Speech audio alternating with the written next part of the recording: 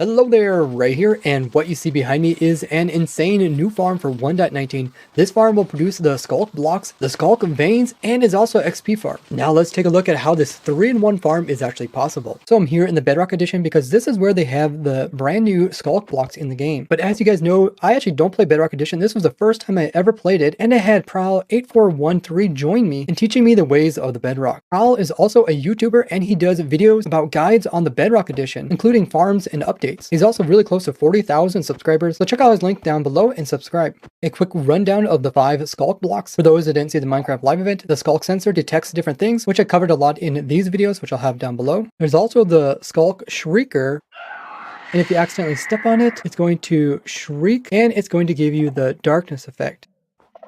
And if you push Z on Bedrock, it shows the actual new effect. It's only for a short period of time, and it's kind of currently broken snapshot, so it only goes off one time. The developers did say there will be other ways to activate it, such as like using redstone, which would be cool for mini games. The next block is the Skulk Catalyst, which is the most fascinating one. Any mob that is killed near it will then convert the surrounding natural blocks into the new Skulk block or the new vein block. The area in which one catalyst can convert into the Skulk blocks is an 8-block sphere around the center of it. So if a mob dies like right here, it will convert some of the nearby blocks to the Skulk and some over into the veins. The natural blocks which it can convert so far are shown here, similar to the moss blocks, and Prowl thought that these blocks are probably a bug currently. If the Skulk blocks are broken in survival, they're going to drop XP orbs, equivalent to 2.5 XPs. Breaking the veins won't give you any XP. Currently, the amount of Skulk blocks that are placed in is determined by how many catalysts are nearby. So if you have a whole bunch of catalysts nearby, the amount of area is almost going to be always a consistent maxed out area, which is currently this 3-block sphere of Skulk blocks and an outer ring of the vein. But the developers did say that depending on the mob that dies and how much XPs it would typically drop if player killed would determine how big this area is going to be. So something like Ender Dragon would make a really big area of conversion, where like passive mobs would be smaller. That's something cool we can look forward to. Now, a player dying won't actually cause the Skulk to spread, and even mobs that don't give XPs, it will still convert the blocks. But it doesn't work on non-living mobs, like boats, carts, and armor stands. The lore behind it is that when the mob dies, this device will suck up the souls. You can see the souls come at the top, and it will distribute them into the nearby ground. And that's why you get XPs when you break the Skulk blocks. But despite them being soul related, soul speed does actually work on this. It does have some properties similar to moss blocks, where it doesn't convert into blocks that don't have enough air above it. But in other cases, it can also convert a bunch of blocks if they're vertically. And underneath of that one, it doesn't convert. But underneath of some transparent blocks, it can be converted. It can also convert underneath of water, but it won't place in any vine. Now in Bedrock edition, all these blocks can actually be pushed and pulled by pistons except for the vein block, which will get destroyed. We'll have to see if this is also added into Java, as currently we can't move Skulk blocks. The appropriate tool for all of these blocks is using a hoe.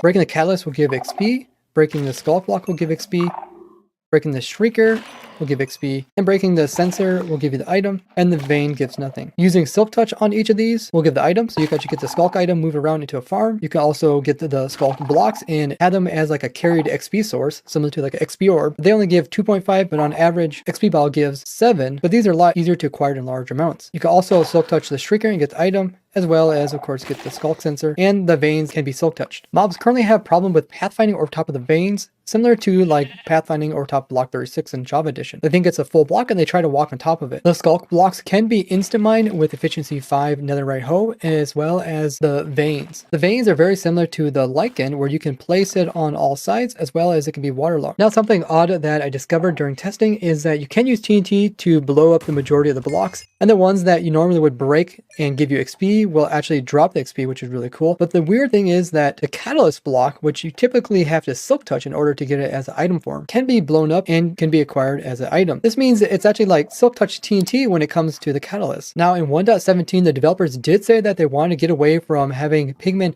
automatically drop XPs when they're just mad at the player. That means my pigmen gold farms, like this one here that I use in my beacon farm, would no longer work the same way. You would have to then kill the pigmen in a player means, meaning that with swords, potions, dogs, etc. And the developers hinted at that in 1.19 they are going to implement this change, and that's probably why they're coming out with the Skulk sensor, to kind of try to replace the pigment gold farms. Now you can still run these gold farms and just AFK with like a macro and a sword, but it does kind of ruin the whole AFK setup that I enjoy aiming for when I try to design these automatic farms. Hopefully they eventually come out with the combat changes so that you can just hold down your attack button and then your player will automatically swing every second or so. That way Minecraft is encouraging a more healthier gameplay, as repetitive clicking can result in a lot of different types of injuries. So I'm not upset if they remove aggro pigment dropping XP, as long as they introduce something to replace it. And the whole skulk dropping XP might be their attempt to try to replace it, but this is a kind of a poor attempt, as the player still needs to break the blocks, and the blocks give so little amount. Now the problem in Java Edition is that the XP orbs will all pile up, and then the player, when he tries to take them in, has to take them in one at a time, which is really slow. Now the XP orbs are also supposed to merge together, but they really don't work well so far. So limitations in Java is that it just takes time for each XP orb to go in, and if each orb doesn't contain that much XP, it's just going to be a lot of entities in order to get similar rates as like a pigment XP farm, as each of these orbs that it drops can be a size of 5. So using them as an actual XP farm might only be good for like early game, but silk touching them just for a building block or to collect them so that you can use them later as kind of a mobile XP source to use with your mending tools and repair them. This would be more realistic use for mid game and even end game. So I want my skulk block farm to be designed for this. Don't forget to like and subscribe. So now we understand how the different skulk blocks work. We can actually come over here into the Java Edition, even though the skulk blocks aren't out for the Java Edition. So what I got here is a mob source that we have a lot of in the game. It's easy to get a whole bunch of, and that is Enderman. So every Enderman, when it dies, is going to produce some of the skulk blocks as well as the skulk veins. So this is actually my Enderman setup that I showed a couple weeks ago, where they just spawn, they fall down this tube, and then they fall on top of a dripstone point, which is right in the center here. The lava in the center is to try to remove any extra ender pearls that fly out, just to reduce the number of entities. And it also doesn't interfere with the skulk generating because this is transparent blocks. And we know if the mobs die here, that any natural blocks underneath will be converted to the skulk block. Now the block that I chose to be converted is stone, because it's really easy to make a stone generator. And I actually have 2 stone generators. I got one on this side and one on this side, and these are the exact same ones I use inside my moss farm. So if any blocks are broken here in the center, they're going to try to push in new ones. So since we don't have the actual skulk converting blocks in this version, I went ahead and just made a command block that does pretty much the exact same thing. It just goes over here, and every time Enderman dies, it converts any of the stone underneath into netherwart blocks, which works similar to skulk blocks when mined with a hoe. So the first thing this farm can do is get you the actual skulk block in block form. This is good for storing as XP source or as a building block. Now because the Endermen come down and die so quickly, it's not really necessary to try to get as much area as possible for the skulk to spread on. Instead, it's better for the player to sit in kind of a smaller area and just mine whatever is in front of it. And that's why I stuck with the player just mining 3 sets of 5.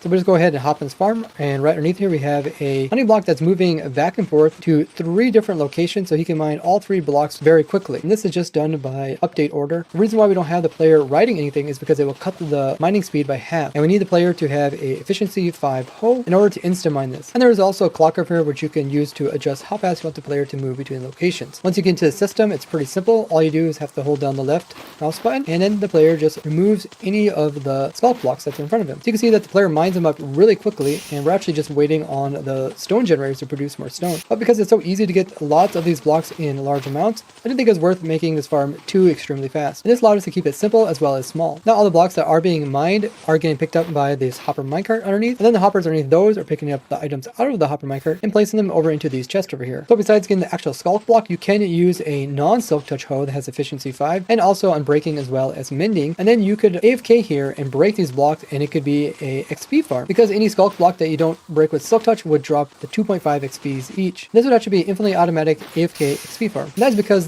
the hoe itself wouldn't ever break, because the XPs would mend it. So I wouldn't really recommend using this as an XP farm, just because they give so few XP, and it would be better to just whack the Enderman using like my Enderman farm. And if you want to AFK, you can use my Enderman water bottle farm. So far we looked at how we get the actual skulk block as well as XPs. Now we're taking a look at how to get the vein block. So to get the veins, we need to make sure that the block that is underneath of where they're going to be generated is a non-natural block. So let's go ahead and turn off our stone generator, because we won't need that anymore. We don't need the stone because it is a natural block. Instead, we're going to come in and just replace this with a different type of block. And this will allow the veins to be placed on top of it. So I put in a different command that is put in lichen above it, and lichen is very similar to the vein blocks. The only difference is that we have to use a shears in order to do that for our testing. And this is where the campfires come in. That's because if the player stays on the top of a campfire, he's going to be perfectly aimed so that he can look straight down all of the different blocks in front of him and reach a total distance of 5. So if we go ahead and just hold down left mouse, and because we're not waiting for the stone to generate, it's actually really fast. And this is where the hopper minecart really shines, as it's picking up all the items through these blocks and then dropping off in the chest. Now, because the developers are in the early stages of this block, I will be tweaking this farm before the final release of 1.18. So check the description for the latest version of it. And for this reason, I won't be doing a tutorial on it, but instead I will be giving the world download in the description. I also made an automatic mud and clay farm for 1.19. And I do all my designing live on Twitch every Wednesday, Friday, Saturday, and Sunday at 2 p.m. Eastern time. You made it this far, so leave a like and subscribe. Then check out this playlist over here to see how I designed a farm for every item in the game of Minecraft. And check out this playlist over here to see future changes coming to Minecraft. Thank you so much for watching, and I will see you in the next one. Bye-bye!